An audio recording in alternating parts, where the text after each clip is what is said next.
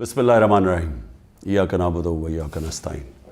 मेरे पाकिस्तानियों, कल मैं FIA की इन्वेस्टिगेशन साइफ़र के ऊपर जो हो रही है उसमें मैं कल शिरकत कर रहा हूँ। और मैं सारा वक्त, जिस तरह मैंने आपको कहा, तैयार होता हूँ जेल जाने की, क्योंकि जो मिनिस्टर इंटीरियर का राना सनाउल्लाह है, जिसके नीचे FIA है, वो तो पहले ही कह बैठा है कि इमरान खान को जेल में डालेंगे हम ये साइफ़र के ऊपर। तो मुझे नहीं पता, क्योंकि इस वक्त कोई कानून तो है नहीं, जंगल का कानून है, जिसे मर्ज़ी चाहो जेल में डाल दो। बेचारे कितने लोग, हमारे औरतें जेलों में पड़े हुए हैं, कोई पूछने वाला नहीं है। उनके वो जाते हैं अदालतों में, वो फिर वापस आ जाते हैं कि वो केस नहीं सुनते। फिर प्रेशर इतना ज़्यादा है कि वो एक केस से अगर जज उनको बेल भी देता है वो फिर पकड़ लेते हैं।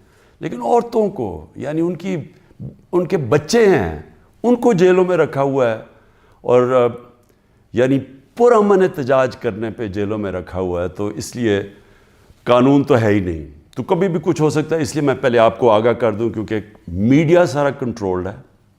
आपको पता है पूरी तरह इन्होंने सारी टीवी चैनल्स को PTV बना दिया, और PTV में बिल्कुल वो जो ये प्रोपेगेंडा चाहते हैं वो आता है। और मैं फिर आज याद कराना चाहता हूँ कि कौम उन सारे सहाफ़ियों की तरफ देख रही है, मीडिया हाउसेस की तरफ देख रही है, जिन्होंने हमारे दौर में तो पूरी जिहाद की थी आज़ादी सहाफ़त, और इतनी सी बात होती थी, गालियाँ भी हमें पड़ रही होती थी, और हमें कह रहे थे कि हम मीडिया के ऊपर कोई बड़ी सख्ती कर रहे हैं।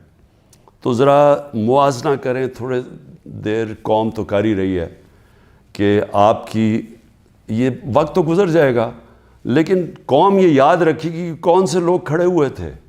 वो इमरान रियाज़ को याद रखेगी ये सारी कौम, कि वो कम से कम अपने मौक़िफ़ पे खड़ा रहा।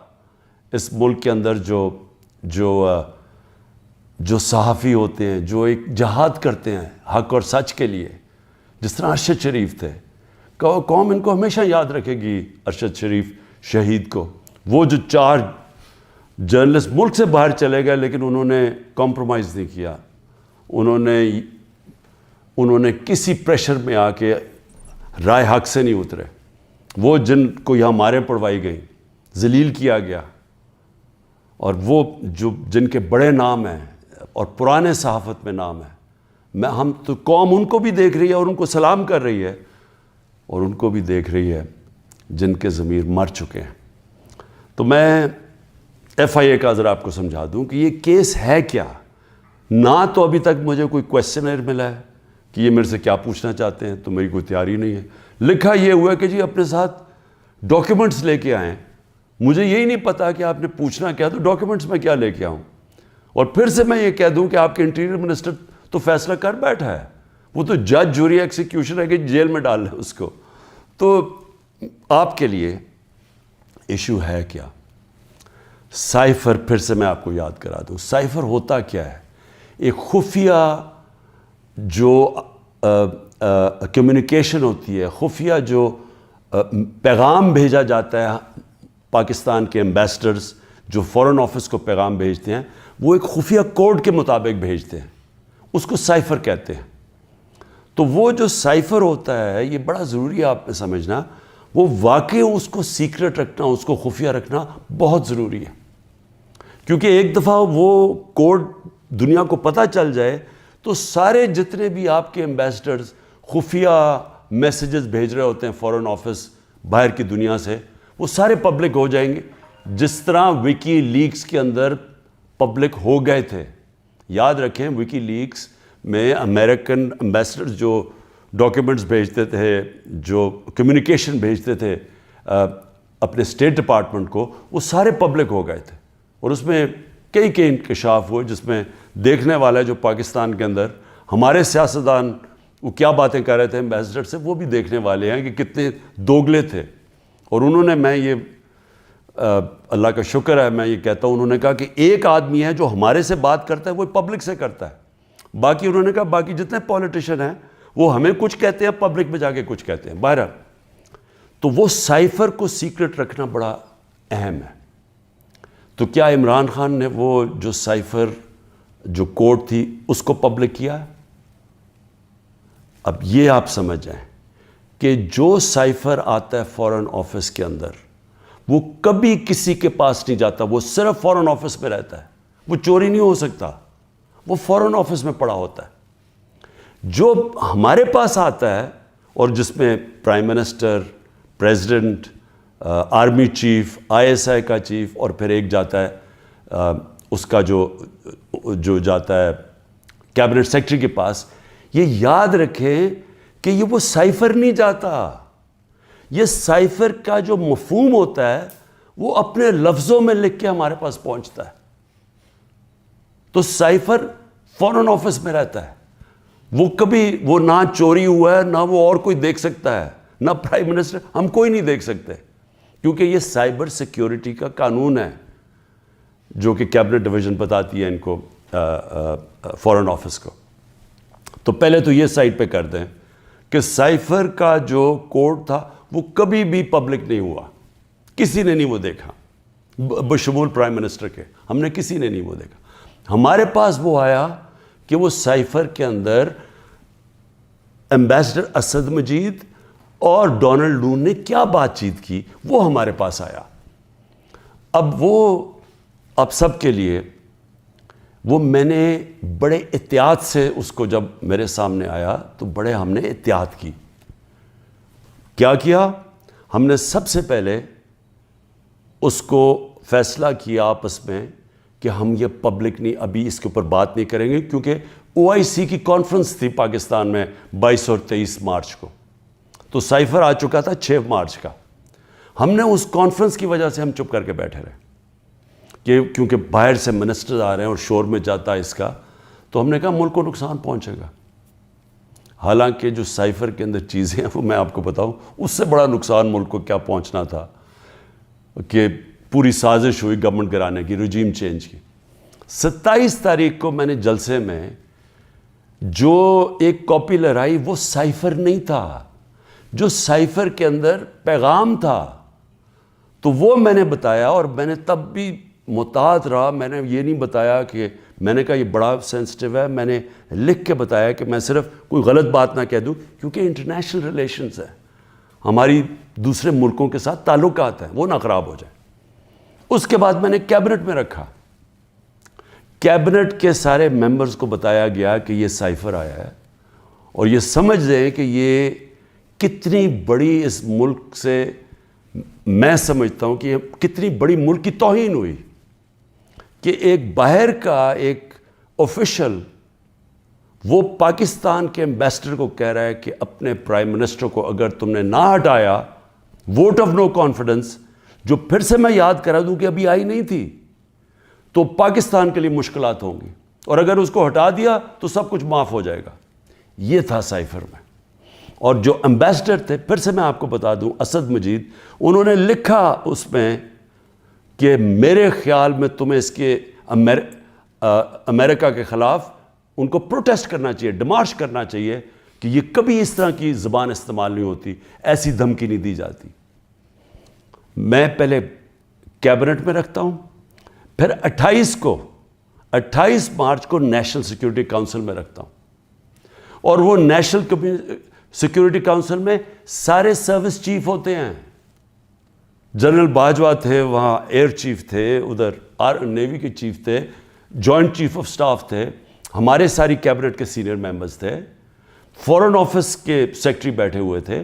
اور اس میں کیا فیصلہ ہوتا ہے کہ ہمیں جس طرح ایمبیسڈر اسد مجید نے ریکمینڈ کیا, ہمیں ڈیمارش کرنا چاہیے, ہمیں امریکہ کو پروٹیسٹ کرنا چاہیے کہ یہ آپ نے ہمارے اندرونی معاملات میں مداخلت کی. تو جب وہ اس میں آ گیا نیشنل سیکیورٹی کاؤنسل میں اور ڈیمارش کر دی, تو جو اس کی جو سائفر کے اندر چیزیں لکھی ہوئی تو وہ تو پبلک ہو گئی, کیونکہ جب آپ نے پبلک ایک سٹیٹمنٹ دے دی کہ کہہ دیا کہ ہم نے اس کی کیا, تو وہ تو سیکرٹ تو نہ رہا وہ, کیونکہ ڈیمارش نے اپنے کس پہ, تو یہ چیزیں سامنے آ گئی نیشنل سیکیورٹی کاؤنسل میں, اور کیبنٹ میں بھی ڈسکس ہو گئی. اس کے بعد پارلیمنٹ کے اندر ہم نے ان کیمرہ سارے اپوزیشن لیڈرز کو بلایا کہ آپ کو پتہ ہونا چاہیے کہ کس طرح کی پاکستان میں توہین ہوئی. سارے اپوزیشن لیڈرز نے منع کر دیا جانے کا, کیونکہ یہ سارے حصہ تھے اس سازش کے. میں کوشش کر رہا ہوں کہ سارے ملک کو بتاؤ کہ قوم کی کتنی توہین ہوئی ہے, یہ منع کر دیتے ہیں. پھر پارلیمنٹ سے جو اسپیکر ہوتے ہیں وہ چیف جسٹس آف پاکستان کو بھیجتے ہیں, اور میں بھی انہیں کہتا ہوں کہ اس کے اوپر انکوائری کریں کہ یہ جو مداخلت ہوئی ہے اس کے اندر پتہ تو چلے کہ یہ ہوا کیا, کتنی بڑی سازش ہوئی ہے کہ سٹی گورنمنٹ کے اوپر, الیکٹڈ پرائم منسٹر کے اوپر دھمکی ملتی ہے, اور پھر اس کے گورنمنٹ گرانے کی پوری تیاریاں شروع ہو جاتی ہیں, لوگ بھاگنا شروع ہو جاتے ہیں, الائز چلے جاتے ہیں. اور یہ پیغام کس کو تھا؟ مجھے تو پتہ تھا پیغام کس کو ہے, جنرل باجوہ کے لیے پیغام دیا گیا تھا, کیونکہ اسی کے پاس پاور تھی نا گورنمنٹ گرانے کی, باقی تو کوئی پرائم منسٹر کو نہیں ہٹا سکتا تھا. تو اس کے بعد جب یہ, اور پھر کیبنٹ کے اندر ہم نے اس کو ڈی کلاسیفائی بھی کر دیا. تو مجھے ابھی تک یہ نہیں سمجھ آ رہی کہ ایف آئی اے چاہتی کیا ہے, کہ جب سائفر تو سیف, جس طرح ثناء اللہ نے کہا وہ فارن آفس میں پڑا ہے, وہ تو اس کے اوپر تو اس کا تو کسی کو پتہ ہی نہیں ہے جو سائفر کی کوڈ ہے. ہمارے پاس جو جس کو پیرافریز کہتے ہیں انگریزی میں لفظ, ہمارے پاس جو آتا ہے وہ تو اس کا مفہوم آیا تھا, اور وہ جا کے نیشنل سیکورٹی کاؤنسل اور کیبنٹ میں جب رکھا اور بعد میں ڈی کلاسیفائی بھی کر دیا, تو وہ تو پھر ایک سیکرٹ ڈاکیومنٹ نہیں رہا. اب اصل چیز پہ آ جائیں کہ کیا کسی ملک میں کوئی بتا سکتا ہے, ہمارا تو 25 کروڑ کی آبادی ہے, کسی 50 لاکھ کی آبادی, چھوٹے چھوٹے نیوزی لینڈ جیسے شہر, چھوٹے سے یعنی ملک, اور کتنے ہیں ایسے, ہالینڈ ہیں, چھوٹے چھوٹے شہر ہیں, چھوٹی چھوٹی آبادی ہے. کوئی تصور کر سکتا ہے کہ کسی ملک سے, امریکہ کا کوئی بھی جس طرح آفیشل, وہ جا کے اس کے ایمبیسڈر کو کہے کہ اپنے پرائم منسٹر کو گرا دو, نہیں تو ہم تمہیں یہ کر دیں گے. جب امریکہ نے رجیم چینج کیا پہلے, تو جو خود ہی ان کے سی آئی اے کے اور MI6 کے جو پیپرز ڈی کلاسیفائی ہوئے ہیں, ان میں کیا چیز نکلی؟ مصدق کی گورنمنٹ گرائی گئی, رجیم چینج کیا گیا 1950 کی دہائی میں. تو وہ تو کوئی سائفر نہیں بھیجا وہاں, وہ تو کوئی ایمبیسڈر سے پیغام نہیں بھیجا, وہ تو پہلے پوری سازش کی گئی اپوزیشن کے ساتھ مل کے, میڈیا کے ساتھ میڈیا پہ پیسہ چلا, پہلے اس کو برا بھلا کہا گیا, اور پھر ان کے آرمی چیف کے ذریعے اس کی گورنمنٹ گرا دی. اور پھر دوسری 70 کی دہائی میں چلی کے اندر ایلیندا کو, پریزیڈنٹ ایلیندا کو گرایا گیا, اور وہ بھی کسی نے سائفر نہیں بھیجا, انہوں نے ان کے آرمی چیف کے ذریعے اس کی گورنمنٹ گرا دی, کو کر دیا. تو جب رجیم چینج ساؤتھ امریکہ میں بھی ہوتا ہے تو اس طرح تو پھر بھی نہیں ہوتا کہ پہلے وہ کوئی ایمبیسڈر سے دھمکی دی جائے.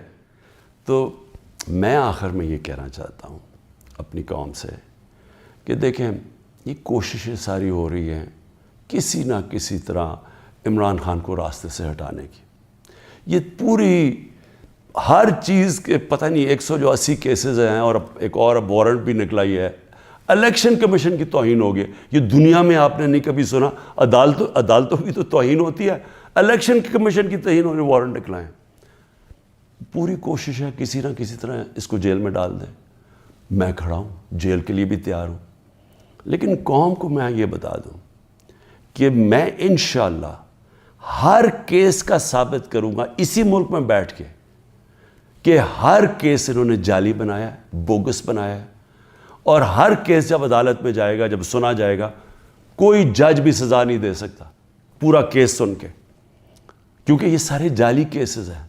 اور اس کا مقصد اس ملک میں انصاف نہیں لانا, اس ملک میں انصاف کی قبر کھودنی ہے, تاکہ کسی طرح جنگل کا قانون جو طاقتور ہے وہ کسی طرح اس ملک کی جمہوریت بھی ختم کر دے, وہ طاقتور اس ملک کی عوام کی آواز ختم کر دے, وہ اس ملک کی سب سے بڑی پارٹی کو کسی طرح ختم کر دے, اور کسی نہ کسی طرح یہ چوروں کا ٹولہ جو 30 سال سے ملک کو لوٹ رہا ہے, کسی نہ کسی طرح اس کو پھر اوپر بٹھا دے.